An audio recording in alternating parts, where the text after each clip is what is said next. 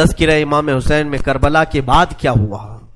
جب سارے شہید ہو گئے، ان کی لاشوں پر گھوڑے دوڑائے گئے، تو جو لوگ قریب آبادیوں کے لوگ تھے وہ آئے، ان لاشوں کو سمیٹا، کتنوں کو تو انہوں نے دفن کیا اور مولا حسین کو دفن کیا۔ اب بیویاں خیمے میں تھیں، قیدی بنائی گئیں۔ سیدہ زینب فاطمہ زہرا کی سگی بیٹی ہیں، حسین ابن علی کی سگی بہن ہے، زوجات امام حسین ہیں، بی بی سکینہ ہیں۔ اس خیمے میں چند عورتیں رہ گئیں اور بیمار زین العابدین ہیں۔ یزیدی لشکر کی طرف سے لوگ آئے اور کہا کہ اپنے ہاتھ آگے بڑھاؤ۔ ہاتھ آگے بڑھائے گئے تو ان کو ہتھکڑیاں ڈال دی گئیں۔ رسول اللہ کے گھر والوں کو ہتھکڑیاں ڈال کر باہر نکالا گیا، خیمے اجاڑ دیے گئے۔ بعض روایات یہ بتاتی ہیں کہ خیموں میں آگ لگا دی گئی۔ جب خیمے جل گئے، شام کا وقت تھا، مغرب کے بعد یہ لٹا ہوا تاخت و تاراج قافلہ کوفہ کی طرف جا رہا تھا۔ کربلا سے اب یہ کوفہ جا رہے تھے، لیکن ظالموں نے جتنے شہید ہوئے تھے ان کے سر سنبھال کر رکھے تھے۔ امام حسین ابن علی کا سر لے لیا، عباس علمبردار کا سر لے لیا، اور علی اکبر امام قاسم کے سر کاٹ کر لے لیے۔ سارے سروں کو انہوں نے، اس لیے کہ اس وقت ثبوت پیش کرنے کے لیے سر دکھانے پڑتے تھے کہ ہم نے ان کا قتل کیا ہے۔ اب سروں کو انہوں نے نیزوں میں ڈال دیا اور سروں کو لے کر نیزوں سے چلنے لگے۔ یہ سفر ان کا شروع ہوا، کوفہ کی طرف چلے۔ کیا ہے، ایک بڑی بات مجھے یاد آتی ہے۔ مولا حسین کی ایک کنیز تھی جس کا نام بی بی شیرین بتایا گیا ہے۔ وہ سیدہ فاطمہ زہرا رضی اللہ تعالیٰ عنہا کی بھی خدمت کر چکی ہیں۔ بی بی شیرین، اس کو حضرت امام حسین نے آزاد کر دیا تھا۔ وہ کہتی تھی کہ میں آزاد نہیں ہونا چاہتی ہوں۔ کہا تھا کہ تو بڑھاپے کو پہنچ چکی ہے، تجھے ہم نے آزاد کر دیا۔ اور اس کے بعد مولا حسین نے جب یہ مدینہ طیبہ میں تھے، بی بی شیرین کو کہا تھا کہ تو آزاد ہے، جا۔ بہت سارا مال دیا تھا اور جمع کر کے کہا تھا کہ تو چلی جا، اپنی بقیہ زندگی آرام سے گزار۔ تو کہتی ہے ایک شرط ہے میری، میں اس شرط پر جاؤں گی۔ امام حسین ابن علی نے پوچھا کہ ہم نے تجھے کسی چیز سے روکا نہیں، منع نہیں کیا، کیا چیز تو چاہتی ہے؟ بی بی شیرین نے کہا تھا کہ مولا حسین، بس چاہتی ہوں کہ میں گھر بنا لوں، گھر میں رہوں، ایک بار آپ اپنے قدم رکھ دینا، ہم غریبوں کے گھر پر ایک بار آپ تشریف لے آئیں، میری وہ معراج ہو جائے گی۔ امام حسین نے کہا بس اتنی سی بات، ہم تو غریبوں کے گھر روز جانا پسند کرتے ہیں، ہم روز جانا پسند کریں، جا ٹھیک ہے تیرے گھر ہم آئیں گے۔ اور بی بی شیرین نے کہا نہیں مولا، میری ایک درخواست یہ ہے کہ آپ اپنے خاندان کے ساتھ آئیں گے، اپنے شہزادوں شہزادیوں عورتوں کے ساتھ آئیں گے۔ مولا حسین نے ساری عورتوں سے کہا دیکھو بی بی شیرین کہتی ہے اس کے گھر دعوت ہے، ہم سب آئیں گے۔ اور اس کو بطور مسکراتے ہوئے آپ نے فرمایا بی بی شیرین، ایسا نہ ہو کہ ہم آئیں اور تو پہچان ہی نہ سکے، ایسا نہ ہو کہ تو پہچان ہی نہ سکے۔ قدموں میں گر گئی، کہا کہ میں آپ کے گھر کی کھائی ہوئی، میں آپ کی پروردہ، کبھی آپ کو نہ پہچانوں، ایسا کیسے ہو سکتا ہے؟ وہ خاتون گئی، کوفہ کے قریب ایک چھوٹی سی بستی میں گھر بنایا، بڑا اچھا سا گھر بنایا، اور اس کی بستی والے بھی اس کی بڑی عزت کرتے تھے کہ یہ فاطمہ کے گھر کام کی ہوئی عورت ہے، حسین ابن علی کے گھر کام کی ہوئی عورت ہے۔ وہ ہر گھر میں جاتی تھی، بستی والوں سے کہتی تھی لوگوں دیکھنا میں نے گھر بنایا اور پیغام بھیج دیا ہے، فاطمہ کے لاڈلے شہزادہ رسول امام حسین نے مجھے وعدہ کیا ہے ایک بار وہ میرے گھر تشریف لائیں گے۔ بستی والے کہتے تھے کیا تیری قسمت ہے کہ تیرے گھر مولا حسین آنے کی بات کر چکے ہیں، رسول اللہ کا شہزادہ تیرے گھر آئے گا۔ سب اس کی گاؤں میں بڑی عزت تھی، لوگ کہتے تھے کہ اس کی بات پر حسین آنے والے ہیں۔ ایک بار جیسے ہی بی بی شیرین کو خبر ہوئی کہ امام حسین مدینہ سے مکہ نکل چکے ہیں اور مکہ سے کوفہ آنے والے ہیں، جیسے ہی یہ خبر ملی تو اس نے پیغام بھجوایا اور پھر اپنے گھر کو رنگ و روغن کرنا شروع کر دیا اور کمرے سجائے کہ مولا حسین کا قافلہ آ رہا ہے اور کوفہ جانے والے ہیں اور میرے گھر پر ٹھہریں گے۔ جنگ کی کوئی خبر ہی نہیں تھی۔ گاؤں والوں کو جیسی اطلاع ہوئی، گاؤں کے سارے لوگ اس کے ساتھ مل گئے۔ پورے گاؤں میں سارے لوگ گھروں کی تیاریاں کر رہے تھے اور سب لوگ روز انتظار کرتے. بی بی شیریں پہاڑ کے ایک چوٹی پر صبح سے شام تک بیٹھتی, ہر آنے جانے والے قافلے والے کو دیکھتی, جو مکہ سے کوفہ کے لیے آ رہا ہے جا رہا ہے دیکھتی, انتظار کرتی. اس میں امام حسین اپنے گھر والوں کے ساتھ آنے والے نہیں آئے. کئی دن گزر گئے اور اسی زمانے میں ایک رات ایسی آئی کہ اس کے گھر ایک عورت آئی. کہا بی بی شیریں اٹھو جلدی. کہا کیا؟ کہ حاکم بصرہ ابن زیاد کا لشکر بہت بڑا لشکر ہے اور وہ لشکر باہر آیا ہوا ہے, تیرا بڑا گھر ہے, وہ چاہتے ہیں کہ آج کی رات تیرے گھر میں گزارے. کہا کون لوگ ہیں, کیوں آئے ہیں؟ کہا سنا ہے کہ ایک باغی نے بغاوت کی تھی اور اس کا سر کچل دیا گیا, اسے مار کر کے اس کا سر لایا گیا ہے اور اسی کو دمشق امیر المومنین یزید کے پاس لے جایا جا رہا ہے. بی بی شیریں نے کہا پتہ نہیں کون سا باغی تھا, کس نے بغاوت کی تھی, کس سے جنگ ہوئی تھی, خبر نہیں ہے. بہرحال اگر حاکم کا قافلہ گھر کے دروازے پر کھڑا ہے تو میں دروازہ کھول دیتی ہوں. دروازہ اس نے کھولا. بہت سارے رات کا وقت ہے, شہزادوں کے سر نیزوں پر لٹکے ہوئے ہیں. حسین ابن علی کا چہرہ دھول میں اٹا ہوا تھا, زلفیں چہرے پر آئی ہوئی تھیں. بیبیاں سب باندی بنا کر لائی گئی تھیں اور سب جکڑی ہوئی تھیں, چہرے ان کے بالوں سے ڈھاکے ہوئے تھے. اس خاتون نے دیکھا اور کہا ہائے ہائے افسوس, قیدی آئے ہیں میرے گھر. مولا حسین کہتے تھے قیدیوں کے ساتھ اچھا سلوک کیا جائے, قیدیوں کے ساتھ اچھا سلوک کیا جائے. اس نے اپنے گھر میں اندر داخل کیا, جو حاکم جو اس کے سپہ سالار تھے ان سب کو اندر بلایا, رات گزارنے کا مقام دیا, جگہ دیا, اور یہ بیویوں کو صحن کے باہر ہی چھوڑ دیا گیا, ان کو اندر نہیں لایا گیا. اور اس خاتون نے کہا ان قیدیوں کو بھی تو لاؤ, میرا گھر کافی بڑا ہے, میں اندر سلا لوں گی. اسے اب تک یہ خبر نہیں تھی یہ لٹا ہوا قافلہ ہے کس کا, آخر یہ لٹا ہوا قافلہ کس کا آیا ہے. رات کے وقت اس نے کھانا بنایا, سارے فوجیوں نے کھانا کھا لیا. تو بی بی سے کہا ان قیدیوں کو کھانا مت دینا, وہ کھانے کے مستحق نہیں ہے.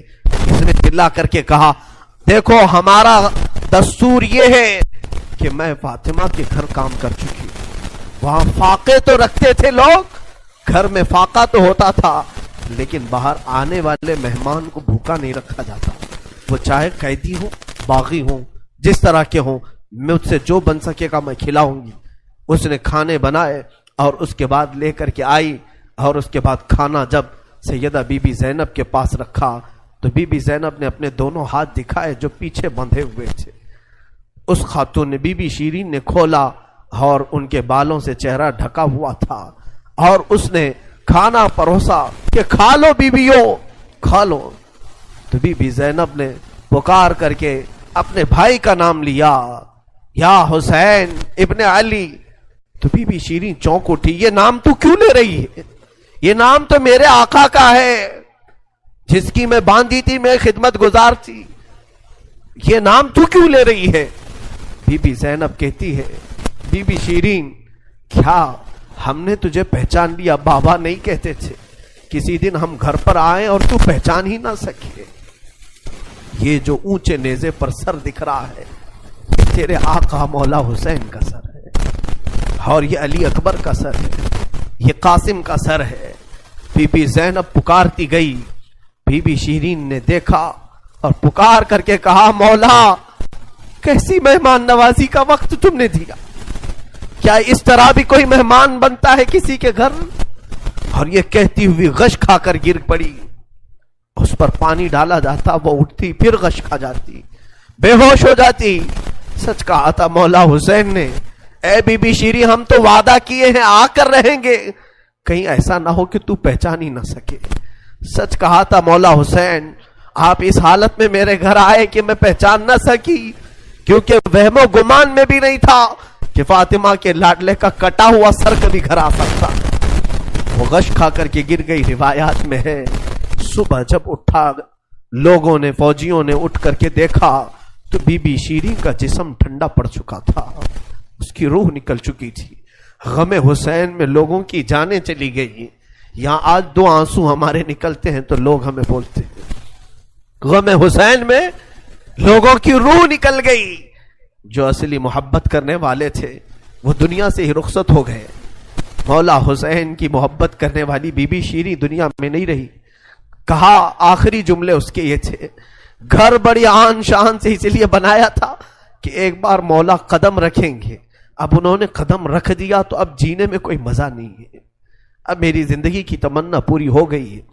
اس کے بعد یہ قافلہ نکلا، کوفہ کی طرف جا رہا تھا، ابن زیاد تک پہنچنا تھا.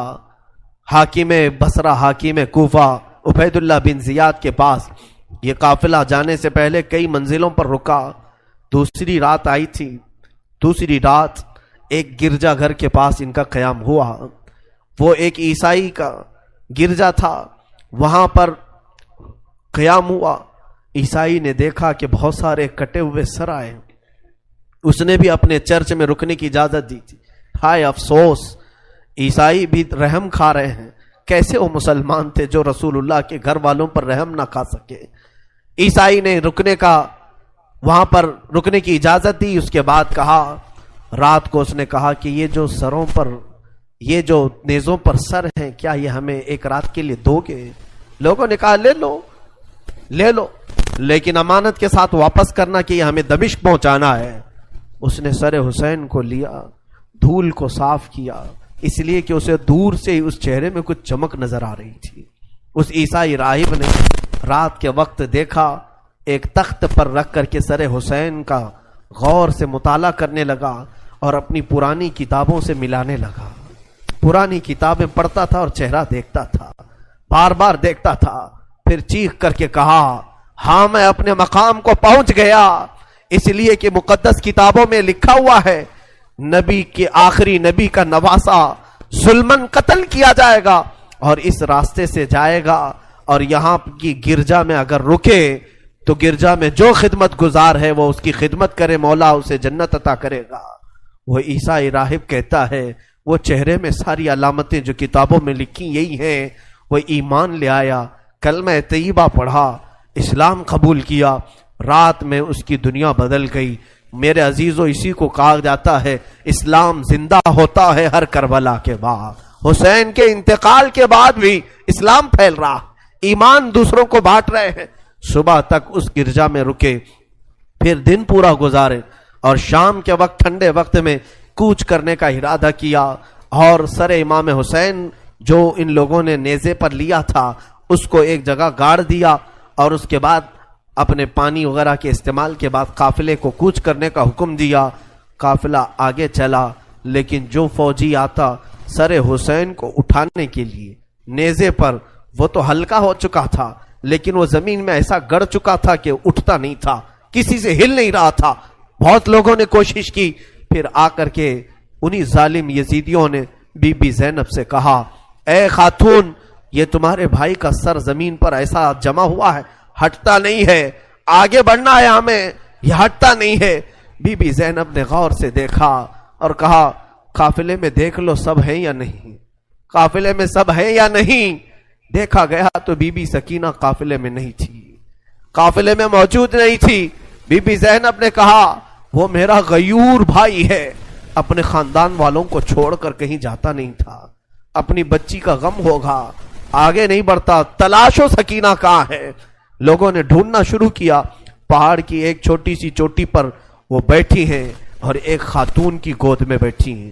کوئی ایک خاتون ہے، اسے سہلا رہی ہے، تھپکیاں دے رہی ہیں. بی بی سکینہ 9 سال کی عمر میں ایک بڑی معزز خاتون کی گود میں ہچکیاں لے لے کر رو رہی ہیں اور کچھ باتیں کر رہی ہیں. بی بی زینب نے دور سے دیکھا، خاندان کی کچھ عورتیں اور آئیں، پکارا، سکینہ جانے کا وقت ہو گیا، تم یہاں کیا کر رہی ہو. دوڑ کر کے جیسی سکینہ کے قریب آئے تو دیکھا نہ وہاں عورت تھی نہ کوئی خاتون تھی. سکینہ کو اٹھایا، کیا کر رہی تھی تم یہاں، کیسے آئی، کون عورت، کس سے بات کر رہی تھی. سکینہ نے کہا، میں جانتی نہیں تھی، یہاں حاجت کے لیے آئی تھی، اچانک ایک خاتون نمودار ہوئی، اس نے مجھے گود میں اٹھایا، بوسے دینا شروع کیا، میرا ماتھا چوما. میں نے پوچھا کہ تو کون ہے، تو اس نے کہا، اے بچی تو نہیں جانتی، میں تیری دادی فاطمہ الزہرا ہوں، میں فاطمہ الزہرا ہوں، رسول اللہ کی شہزادی ہوں. میں اپنی دادی کے گود میں سو گئی، بڑا نرم گود تھا، بڑی ان کی नाजुक हाथ थे और वो मुझे सहला रही थी और मुझसे पूछ रही थी कि कैसे करबला में क्या क्या हुआ सुना बच्ची। मैं अली असगर की शहादत दादी को सुना रही थी, अली अकबर कैसे कत्ल हुए दादी को सुना रही थी। उनके आंसू बहते थे और मेरे जिस्म पर गिरते थे और मैंने करबला की सारी दास्तान अम्मा फातिमा को सुना रही थी। सैयदा ज़ैनब की चीख निकल पड़ी कि माँ फातिमा अब भी बेकरार है। इसलिए कि हजरत इमाम मुस्लिम फरमाते हैं, एक बड़े बुजुर्ग हैं, ताबई हैं, कहते हैं मैंने ख्वाब में देखा एक बूढ़ी खातून को, करबला का ये मंजर जो था 10वीं मुहर्रम को हुआ, 9 मुहर्रम को ख्वाब देखें या आशूरा की रात को उन्होंने ख्वाब देखा। कहते एक बूढ़ी औरत है, बड़ी उम्र वाली औरत है, जुब्बा उसके सर पर पड़ा हुआ है, झाड़ू लेकर मैदान झाड़ रही है, पूरा मैदान झाड़ा। तो ये इमाम मुस्लिम फरमाते हैं मैंने दूर से पुकार करके कहा, बीबी कौन हो आप, ये मैदान क्यों झाड़ रही हो? उन्होंने पलटे बगैर कहा, ऐ शख्स मैं रसूलुल्लाह की बेटी फातिमा ज़हरा हूँ, ये मैदान करबला है, मैं यहाँ झाड़ रही हूँ इसलिए कि कल मेरा लाडला यहाँ गिरने वाला है, कहीं कोई नोकीली कंकर उसके जिस्म में न चुभ जाए। मुझे दर्द होगा अगर हुसैन को कोई जमीन की कंकरियां चुभें, मैं साफ तो कर लूं। फातिमा ज़हरा का गम हम नहीं जान सकते मेरे अजीज, एहसास नहीं कर सकोगे। गम की दास्तानें बड़ी हैं, बहुत हैं, वाकयात सुनाने के लिए मेरे पास वक्त नहीं है, मैं समेटता हूं।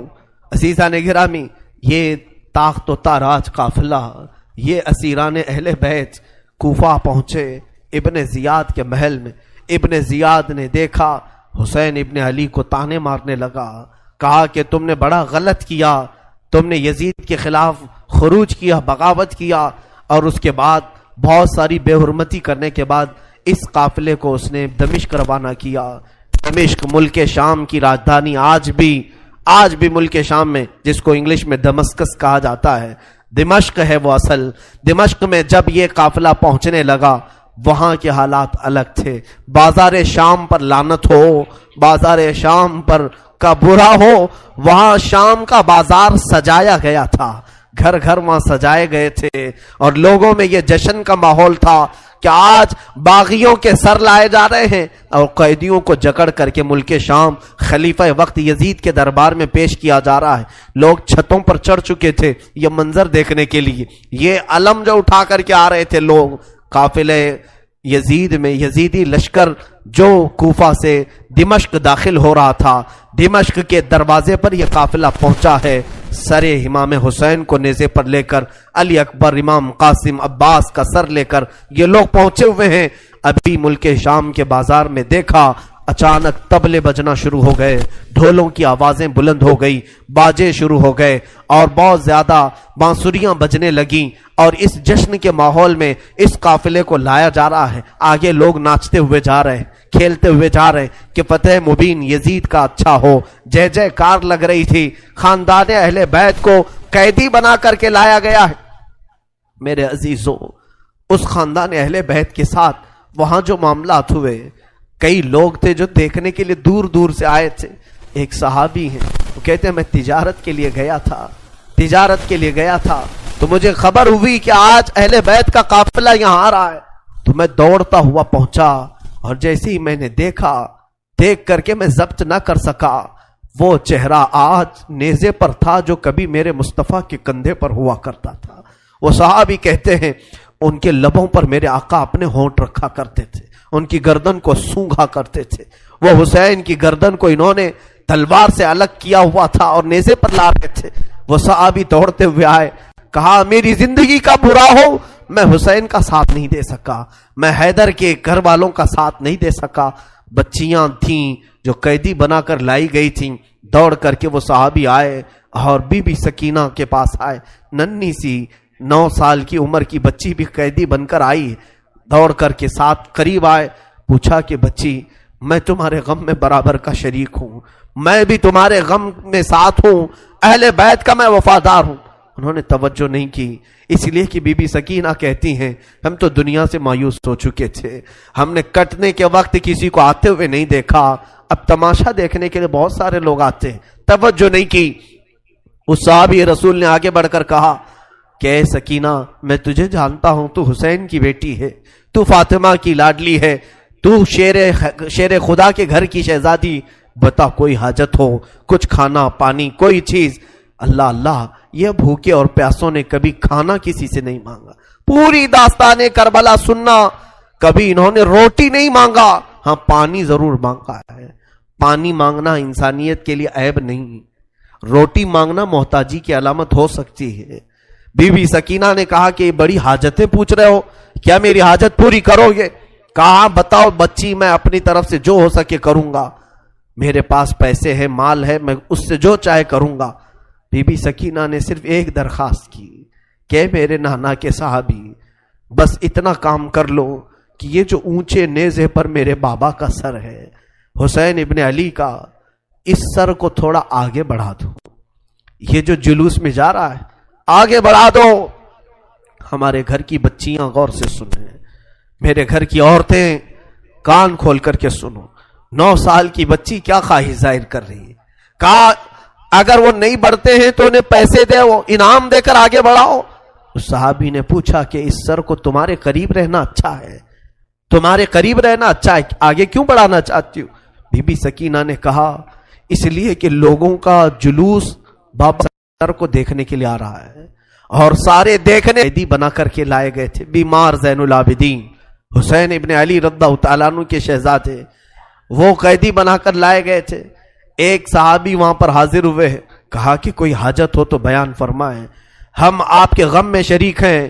حضرت امام زین العابدین نے کوئی توجہ نہیں کی، یہاں تک کہ ایک سپاہی یزید کا ایسا تھا جو تھیلا بھر کر کے پتھر لے کر چل رہا تھا، تھیلا بھر کر پتھر لے کر چل رہا تھا، اور وہ باہر کھڑے ہوئے لوگوں میں پتھر بانٹتا تھا کہ کچھ پتھر تم لوگ برسا ہو۔ ملک شام میں جانے کے وقت کچھ لوگ وہاں صدقے کی کھجوریں پھینک رہے تھے اس اہل بیت کے گھرانے پر، اور کچھ لوگ پتھر برسا رہے تھے۔ یزید کے یہ مخالف لوگ ہیں، باغی لوگ ہیں، ان کے دلوں میں یزید کی محبت تھی، بنو امیہ کے وفادار لوگ تھے۔ اس قافلے پر کچھ لوگوں نے پتھر برسائے، وہ قافلہ اب اور کتنے زخم اٹھاتا، اب ان کو چھوڑا کیا تھا، لوگوں نے سارے زخم تو دے دیے تھے۔ امام زین العابدین نے اس صحابی سے کہا کہ دیکھو یہ پتھر برسا رہے ہم پر۔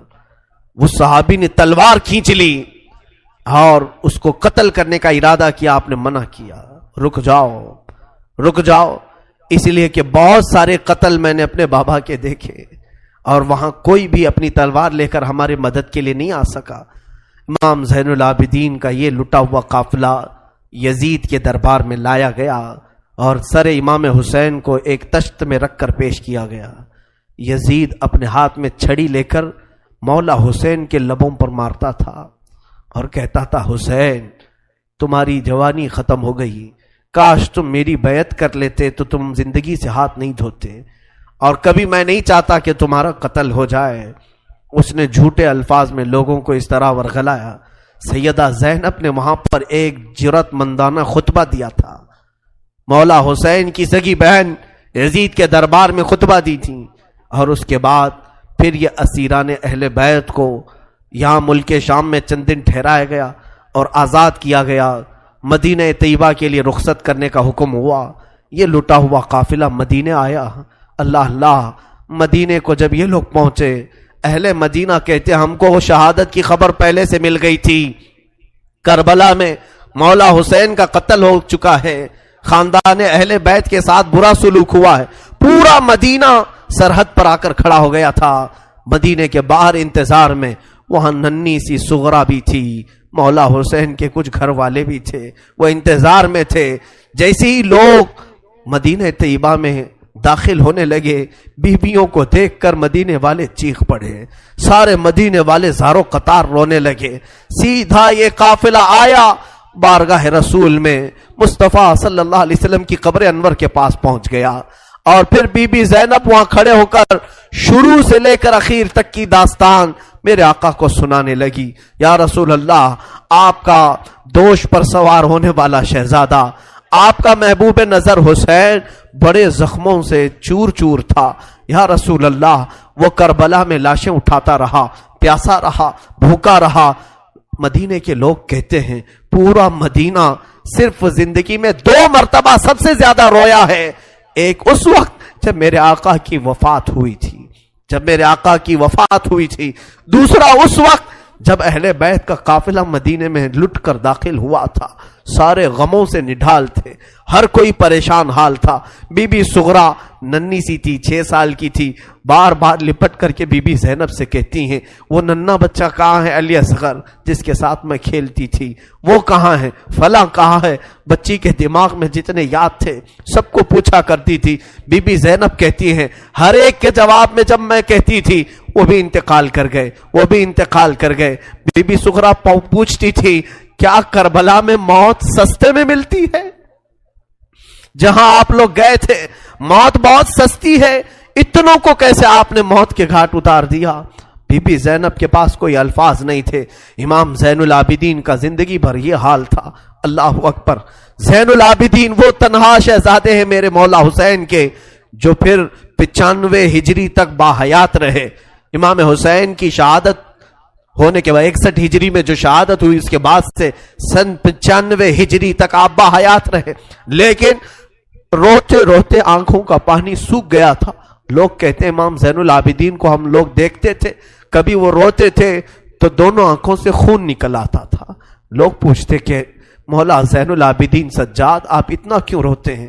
کہتے ہیں کیا تم میری ہنسی کی تمنا رکھتے ہو جس کے سامنے اس کے بھائیوں کو، اس کے گھر والوں کو، اس کے باپ کو کاٹا گیا ہے، اس کے گھر والوں کو کاٹا گیا ہے.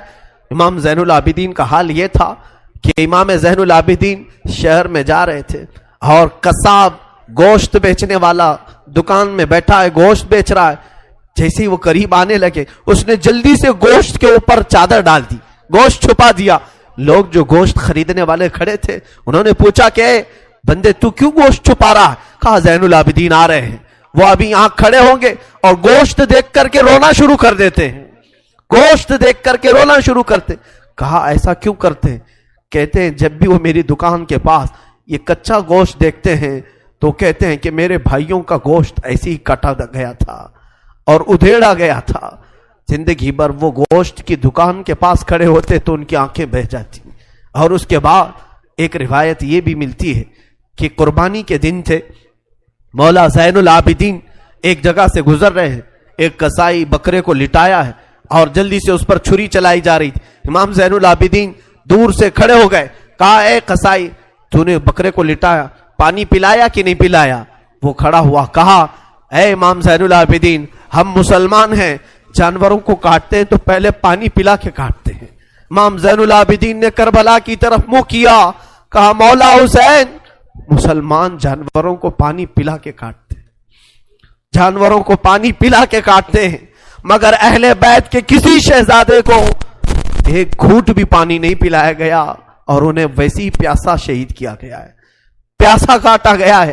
امام زین العابدین کی پوری زندگی ایک ایک چیز کو دیکھتے تو رونے لگ جاتے تھے کہ کربلا میں یہ چیز نہیں تھی، یہ چیز نہیں تھی. ایک وقت ایسا بھی آیا، کوفہ کا گورنر ابن زیاد، یہ اب اس کے برے دن شروع ہو چکے تھے. میں پھر دوسری تقریر میں عرض کروں گا، زہر کی اذان انشاءاللہ تقریر کے بعد ہوگی. آج سارا مجمع یہاں پر ہے اور انشاءاللہ بغیر نماز پڑھے ہم تو یہاں سے جائیں گے نہیں. اور اذان لوگوں کو جمع کرنے کے لیے ہوتی ہے، جو آلریڈی جمع ہیں پھر انہیں کیا جمع کیا جائے. اذان تو ہم دیں گے انشاءاللہ، صبر کریں. یہ وقت شہادت کا ہے، یہ وقت کربلا کی یاد کا ہے. مولا حسین کے یہ شہزادے امام زین العابدین رضی اللہ تعالیٰ، زندگی بھر آپ کے حالات یہ تھے کہ کبھی کچا گوشت دیکھیں تو رو پڑے، کسی جانور کو ذبح ہوتے دیکھیں تو رو پڑے. ایک بار امیر کوفہ ابن زیاد، اب امیر مختار نام کا ایک شخص جو بدلہ لینے کے لیے بعد میں اٹھ کھڑا ہوا. بعد میں کوفہ میں ایک ایسا شخص ظاہر ہوا جس کا نام مختار ثقفی تھا. اس نے اعلان کیا کہ میں قاتلان حسین کا بدلہ لوں گا، اور اس نے اٹھ کر کے کچھ اہل بیت سے محبت کرنے والوں کو اپنے قافلے میں جمع کیا اور یہ قافلہ بڑھتا گیا یہاں تک کہ خون حسین کا بدلہ لینے کے لیے یزید کی موت کے بعد اس نے ہر ایک کو تلاشنا شروع کیا. شمر کو ڈھونڈا، اس کو قتل کیا، اور اس کے بعد عمرو بن سعد کو ڈھونڈا، اسے قتل کیا. عبید اللہ بن زیاد جو کوفہ کا حاکم تھا، جو جڑ تھا اس فساد کا، اسے ڈھونڈا اور اس کے بعد 22,000 کا جو لشکر تھا اس میں سے کسی ایک کو بھی اس نے زندہ نہیں چھوڑا، ایک کو بھی نہیں. جتنے وہاں شریک تھے سب کو قتل کیا، سب کو قتل کیا. اور 22,000 کو قتل کرنے کے بعد مختار ثقفی نے یہ اعلان کیا، ابھی میں نے حسین کی ایک انگلی کا بھی بدلہ نہیں لیا، میں حسین ابن علی کی ایک انگلی کا بھی بدلہ نہیں لیا. یزید خائب و خاسر ہو کر مر گیا. اور یزید کی سب سے بڑی ذلت تو یہ ہے، یزید کے بعد اس کا بیٹا معاویہ تخت پر بیٹھا. پہلے دن خلیفہ بنا کر اسے بٹھایا گیا، اس کے بعد 6 مہینے تک وہ گھر سے باہر ہی نہیں آیا. 6 مہینے کے بعد سیدھے لاش باہر آئی بیٹے کی. وہ 6 مہینے کبھی تخت پر نہیں بیٹھا یزید کے. لوگ کہتے تھے کہ معاویہ آپ یزید کے جانشین ہیں، وہ نیک شہزادہ تھا. دیکھیں اللہ کی مصلحت کیسی، صحابی کے پیٹ میں یزید پیدا ہوا، یزید کے پیٹ میں معاویہ، پھر اچھا شہزادہ پیدا ہوا، نیک تھا. اس نے کہا، لوگ جب کہتے تخت پر بیٹھ جائیے تو اس نے اس تخت کی طرف دیکھ کر کے تھوک دیا اور کہا اس تخت پر بیٹھوں جس پر شہزادہ رسول کا خون لگا ہوا ہے، اس تخت پر بیٹھوں جو تخت حسین ابن علی کے گھر والوں سے رنگا ہوا ہے. کبھی اس تخت پر نہیں بیٹھا. اس کی یزید کی سب سے بڑی ذلت تو اسی پہ ہے کہ اس کا خود کا بیٹا اس کے تخت پر تھوک دیا، نہیں بیٹھ سکا. لیکن حسین کا چرچا آج بھی ہے، حسین کے شہزادے گلی کوچوں میں ہر جگہ ہے. سادات کی خوشبو تم محسوس کرو گے آج بھی. حسین ابن علی کے یہ صاحبزادے زین العابدین جہاں پر رہ رہے تھے خیمے میں، تو ایک مرتبہ ایسا ہوا کہ ابن زیاد جان بچاتا ہوا بھاگتا ہوا نکل آیا، کیونکہ مختار ثقفی اس کے پیچھے لگ گیا تھا، اپنے سواریوں کو دوڑا دیا تھا اس کے پیچھے کہ عبید اللہ بن زیاد جہاں بھی ملے اسے پکڑ کر کے لاؤ، اسے پکڑ کر کے لاؤ. تو سب اس کے پیچھے لگ گئے. مختار ثقفی کے ڈر سے عبید اللہ بن زیاد جان بچاتا ہوا بھاگتا ہوا ایک خیمے میں آیا. وہ خیمہ کسی اور کا نہیں، امام زین العابدین کا تھا. وہاں پر پہنچ گیا. آپ قرآن پاک کی تلاوت میں مصروف تھے. مختار ثقفی کے ڈر سے آنے والا یہ عبید اللہ بن زیاد ہانپ رہا تھا، کانپ رہا تھا. امام زین العابدین نے سر اٹھا کر کے دیکھا، کیا بات ہے؟ کہا پیاس کی شدت ہے، اگر تمہارے پاس پانی ہو تو پلاؤ. امام زین العابدین نے فوراً کھٹوری بھری اور پانی دیا. اس نے پانی پیا اور پھر کہا اور پانی ملے گا. انہوں نے اور ایک کھٹوری بھری اور پھر پانی پلایا. اس نے پیا، 3 کھٹوریاں پانی پیا. عبید اللہ بن زیاد یہ سوچنے لگا شاید امام زین العابدین نے مجھے پہچانا نہیں ہوگا. اس نے کہا آپ مجھے نہیں پہچانے ہوں گے شاید. آپ نے چہرہ اٹھایا تو آنکھوں میں خون تھا، آنکھوں میں خون تھا. کہا اے ظالم، تجھے نہیں پہچانوں گا؟ تیری وجہ سے میرا پورا گھرانہ لٹ گیا، میرا پورا خاندان تو نے تباہ کیا، بھوکا اور پیاسا کربلا میں تڑپایا، تجھے نہیں پہچانوں گا؟ تو عبید اللہ بن زیاد بدبخت نہیں ہے؟ تو اس نے کہا جب آپ نے پہچانا تو پانی پلا رہے ہو. امام زین العابدین نے کہا جو تو نے ہمارے ساتھ سلوک کیا وہ تیری فطرت تھی، اور ہم نے جو سلوک کیا ہے یہ اہل بیت کی فطرت ہے، یہ اہل بیت کی شان ہے. ظالموں کے ساتھ بھی پانی پلانے کا سلوک. اسی لیے میرے عزیزو، آج اگر ہمیں کچھ آس ہے، امید ہے، تو رسول کے انہی شہزادوں سے کہ ہماری برائیاں 1000 ہوں گی، لیکن مجھے امید ہے کہ ان حسین ابن علی کے شہزادوں سے اگر قیامت کے دن ایک بار ہم کہہ دیں گے پانی، تو امید ہے کہ یہ اپنے نانا کے حوض کوثر سے ہمیں پانی ضرور پلائیں گے. تذکرہ کرو حسین کا، تذکرہ کرو اہل بیت کا اور علی کے شہزادوں کا. یقیناً حوض کوثر پر انہی کا قبضہ ہے. میرے آقا صلی اللہ تعالی علیہ وسلم اپنے ہاتھ سے جسے چاہیں گے پانی پلائیں گے. ان کے گھر والوں کو ستا کر کے تم پانی قیامت کے دن کس منہ ہوگے، پیاس بجھاؤ گے؟ امام زین العابدین نے اس وقت بھی پانی پلایا. میرے عزیزوں، اس کے بعد ایسا نہیں کہ اسلام ختم ہو گیا. امیہ کی خلافت چلتی رہی. یزید کے بعد اس کا بیٹا معاویہ کے انتقال کے بعد پھر مروان حاکم بنا. مروان کی حکومت چلی، پھر اس کے بیٹے آئے. تقریباً 90 ہجری تک اور اس کے بعد 105 ہجری تک اسی امیہ خاندان نے خلافت کی باغڈور سنبھالی. اس کے بعد عباسی خلافت کا دور شروع ہوا. جو بنو عباس کہلائے وہ اہل بیت سے محبت کرنے والے تھے. اتنے زمانے تک بھی اہل بیت کے ساتھ برا سلوک ہوتا رہا. امیہ کے پورے جتنے خلفاء آئے انہوں نے اہل بیت کے ساتھ کوئی اچھا سلوک نہیں کیا. امام باقر کے ساتھ، امام جعفر صادق کے ساتھ، امام موسیٰ کاظم کو 12 سال تک قید میں رکھا گیا تھا. ان کو زہر پلایا گیا تھا، کوڑے مارے گئے تھے. یہ اماموں کے ساتھ برا سلوک تقریباً 100 سال تک چلتا رہا. اور ایسا نہیں، رسول کا گھرانہ آج بھی لٹانے پر قربان ہے.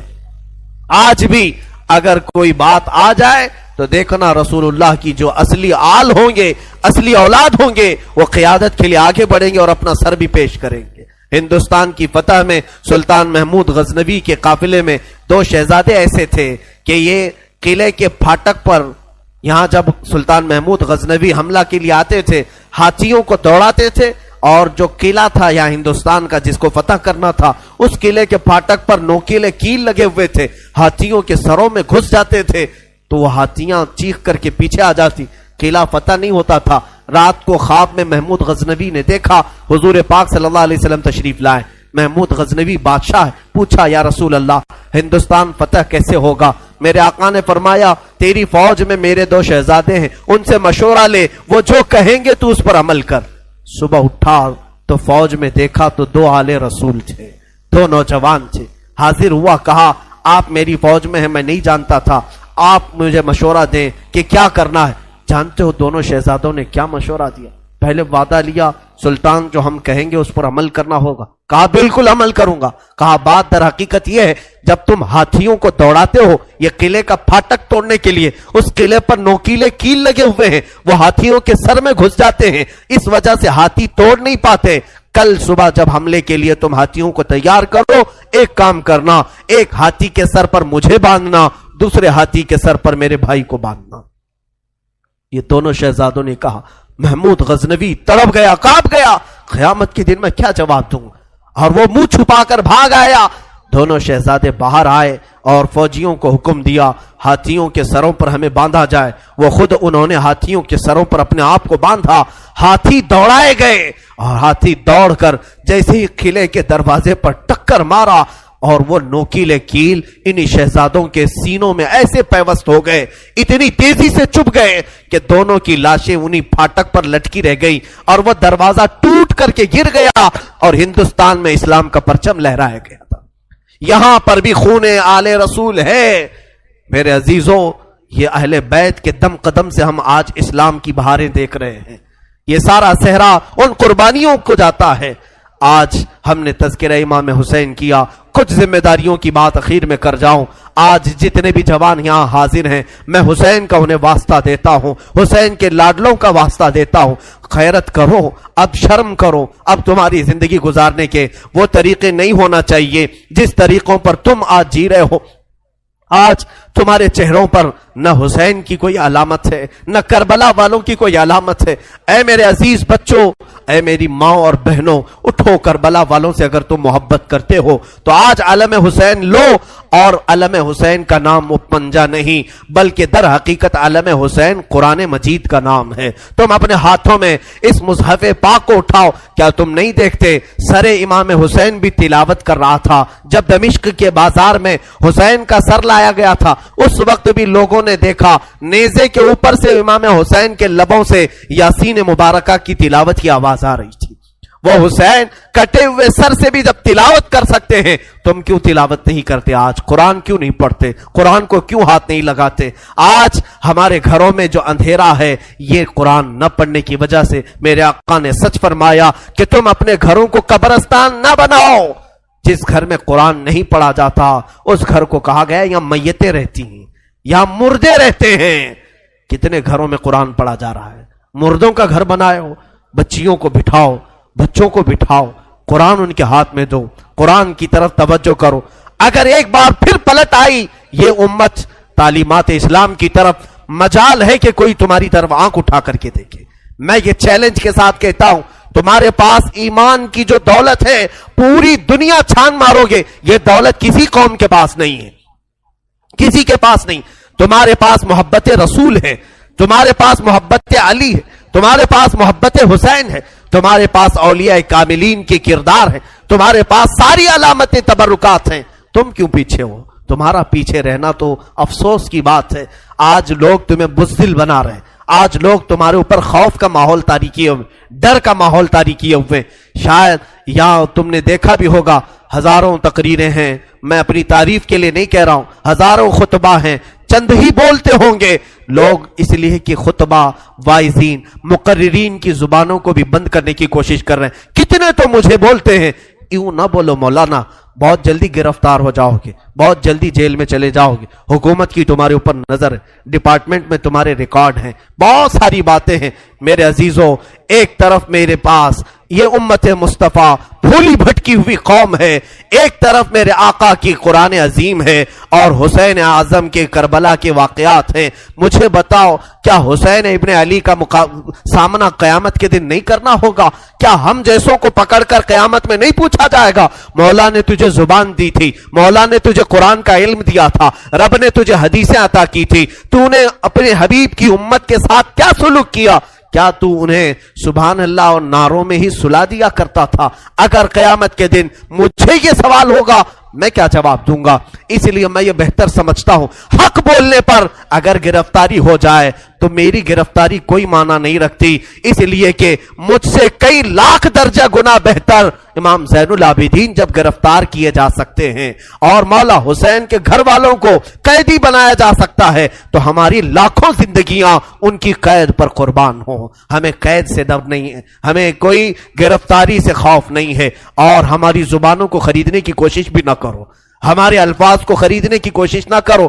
اے مسلمانوں، میں جو بول رہا ہوں ایک بات یاد رکھنا، اگر لوگوں میں بدگمانی ہے میرے متعلق، بدگمانی کرتے ہو پیسوں کے لیے، مال کے لیے، یا میں اپنی فیلڈ بنانے کے لیے بول رہا ہوں، تم خام خیالی میں ہو۔ انشاءاللہ میں کس مقصد سے بول رہا تھا اور تم کس مقصد سے سن رہے تھے، آج میں صفائی نہیں دوں گا، کل بروز قیامت رسول اللہ کے سامنے فیصلہ ہو جائے گا، قیامت کے دن فیصلہ ہو جائے گا انشاءاللہ۔ میرا وجدان یہ کہتا ہے میں کہاں کھڑا رہوں گا اور تم کہاں کھڑے رہو گے، یہ قیامت کے دن ہی پتا چلے گا، قیامت کے دن پتا چلے گا۔ اگر میری بات آج آپ تک پہنچتی ہے تو عمل کی طرف آؤ، ہیلے بہانے نہ کرو۔ مجھے مارنا ہے مار لو، مجھے کوسنا ہے کوس لو، دو چار گالیاں مجھے دے لو، اگر دل ٹھنڈا ہوتا ہے۔ میرے اخلاق برے ہیں، میرے اعمال برے ہیں، ہو سکتا ہے میں نکما ہوں، ہو سکتا ہے میں کم علم ہوں، ساری باتیں مجھے منظور ہیں، لیکن جس چیز کی طرف میں تمہیں دعوت دے رہا ہوں وہ دعوت کو ہلکا مت سمجھو، اس بیان کو ہلکا نہ سمجھو۔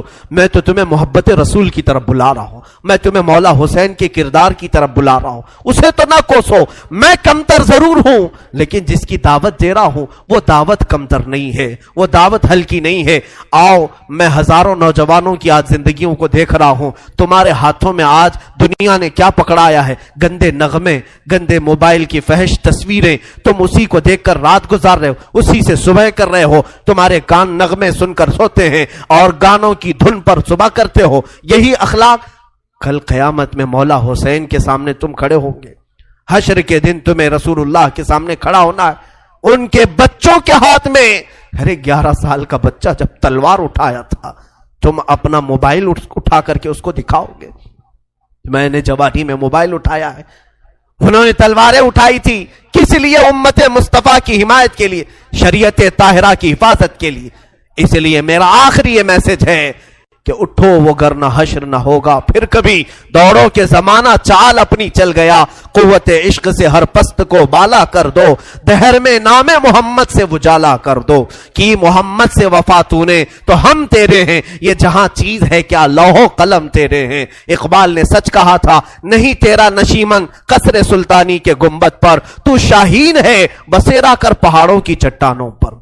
آج تم جہاں جی رہے ہو یہ تمہارا مقام نہیں، یہ تمہاری جگہ نہیں۔ اور عورتوں سے، بچیوں سے گزارش ہے، ارے اس ننھی سکینہ کو دیکھو جس نے قیدی حالت میں بھی اپنے پردے کی فکر کی ہے، اپنے دوپٹے کا خیال کیا ہے۔ تمہیں آج ساری آسائشیں، ساری نعمتیں ملی ہیں اور بازار میں مٹک مٹک کر کے چلنا، لوگوں کو اپنی زینت کی طرف دعوت دینا، اپنے جسموں کو آشکار کرنا، کیا یہ سکینہ کے اخلاق ہو سکتے؟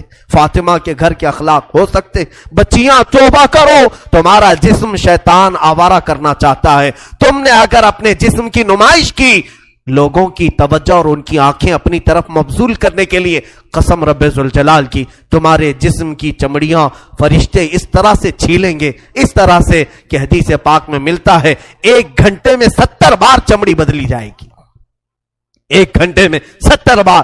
ذرا بلیڈ سے چمڑی نکال کر کے دیکھنا، پتا چلے گا چمڑی ادھیڑنے کی سزا کیا ہوتی. اگر تم نے اپنے عورتوں کی حفاظت نہیں کی، اپنے سطر کی حفاظت نہیں کی، بڑی سزا میں گرفتار ہو جاؤ گے، بہت بھیانک عذاب میں گرفتار ہو جاؤ گے. قیامت کے منظر کو اب چندہ ضرورت نہیں کہ میں اپنی بات کو طویل کروں، میں صرف میسج یہی دینا چاہتا تھا. آج قرآن کو پھر سے عام کرو، آج عہد کر کے اٹھو کہ شریعت مصطفیٰ کو پھر سے ہم قائم کر کے دکھائیں گے. اذانیں ہوں گی تو اپنے کاموں میں نہیں، ہم مسجدوں میں سر جھکانے کے لیے آئیں گے، اس لیے کہ مولا حسین تلواروں کی جھنکار میں جب سجدہ کر سکتے ہیں تو آج ہمیں نعمتوں میں اللہ کھلا رہا ہے، پلا رہا ہے، سلا رہا ہے. کیوں ہم بستر چھوڑ کر ایک بار مسجد نہیں آ سکتے؟ ہم اپنی دکان چھوڑ کر مسجد نہیں آ سکتے؟ ہم اپنا کام چھوڑ کر مسجد نہیں آ سکتے؟ میرے عزیزوں، اگر مسجد نہ ملے، جہاں میسر ہو سجدہ کر لو، جہاں موقع ملے اپنی نماز کمپلیٹ کر لو. اس لیے کہ قیامت کے دن یہ اگر تمہاری کچی رہی تو سارے معاملات میں پھنس جاؤ گے. جس کی نمازیں نکل گئی پھر وہ ہر چیز میں نکل جائے گا انشاءاللہ العزیز. اخیر میں انشاءاللہ العزیز اذان کے بعد میں 2 چند آپ کے سامنے اعلانات پیش کروں گا. بارگاہ الہی میں دعا ہے مولا کریم کہنے سننے سے زیادہ عمل کی توفیق عطا فرمائے. اے رب قدیر، آج جو بھی شہادت امام حسین کا تذکرہ ہوا، اے ذوالجلال خدا ہم سب کی آوازوں کو تو سن رہا ہے، ہمارے آہو بکا کو تو جانتا ہے. ہم غم حسین میں آج بیٹھے ہیں تیرے گھر میں، مولا جتنے یہاں حاضر ہیں سب کی حاجتیں پوری فرما دے. مولا جتنے سن رہے ہیں، خواتین، بچے، بچیاں دور دراز سے جو اس پروگرام کو سن رہی ہیں، شامل ہیں، مولا ان سب کو بھی ہم دعاؤں میں شامل کرتے ہیں. مولا حسین کی برکتیں ان سب کو بھی عطا فرما. اے اللہ آج عاشورہ کا دن ہے، اے کریم خدا آج تیری رحمتیں اترتی ہیں، تو بندوں سے راضی ہوتا ہے. حسین کے خون کا واسطہ، علی اصغر کے خون کا واسطہ ہم گناہوں سے توبہ کرتے ہیں. مولا ہم سب کو سچی توبہ نصیب فرما، گناہوں سے بیزاری عطا فرما، گناہوں کے مرض سے شفا عطا فرما، ہمیں آنکھوں کی حیا عطا فرما، زبان کی طہارت عطا فرما، دل کو وسوسوں سے بچا لے، ہمارے ہاتھوں اور پیروں کو غلط کاموں سے محفوظ فرما لے. اے کریم خدا ہماری بچیوں کو بے آبرو ہونے سے بچا لے، ان کے جسموں کو ان کے سطر کی تو حفاظت فرما. اے کریم خدا پورے ہندوستان میں امن و امان عطا فرما، اسلام و سنیت کا بول بالا فرما، کفار و مشرکین کے برے منصوبوں کو خاک میں ملا دے. اے رب قدیر تیرا احسان ہے تو نے ہمیں اسلام پہ پیدا کیا، تیرا احسان ہے تو نے امت محمدیہ میں بنایا، تیرا احسان ہے تو نے ہمیں علی اور حسین کے گھر والوں کے تذکرہ کرنے والوں میں پیدا کیا. اے مولا یہ محبت حسین ہماری زندگی کی آخری سانس تک ہماری زندگی میں عطا فرما. اے رب ذوالجلال اس مسجد پاک میں بچے، جوان، بوڑھے جتنے حاضر ہیں، جو جس پریشانی میں مبتلا ہے مولا تو بہتر جانتا ہے، سب کی پریشانیاں دور فرما. اس پورے محلے پر مولا ہمارے آس پاس جتنے گھر ہیں اس پورے محلے پر زمینی آسمانی بلاؤں سے تو حفاظت فرما، غیب سے برکتوں کا نزول فرما. اے خلاق العالمین ارحم الراحمین تیرے دربار میں صرف اتنی التجا ہے، اگر ہماری زندگی باقی رہی ان آنکھوں کو ایک بار تیرے حبیب پاک کے چہرے کی زیارت نصیب فرما، مولا حسین کے چہرے کی زیارت نصیب فرما، مولا بغداد، کربلا اور مدینہ طیبہ کی زیارت نصیب فرما. ہم سب کو حج مقبول نصیب فرما، ہماری دعاؤں کو رسول کریم صلی اللہ علیہ وسلم کے نالین پاک کے صدقے قبول فرما. ان اللہ وملائکتہ یصلون علی النبی یا ایھا الذین آمنوا صلوا علیہ وسلموا تسلیما. اللهم صل على سيدنا ومولانا محمد معدن الجود والكرم وآله وأصحابه الكرام وابنه الكريم وبارك وسلم. سبحان ربك رب العزة عما يصفون وسلام على المرسلين والحمد لله رب العالمين.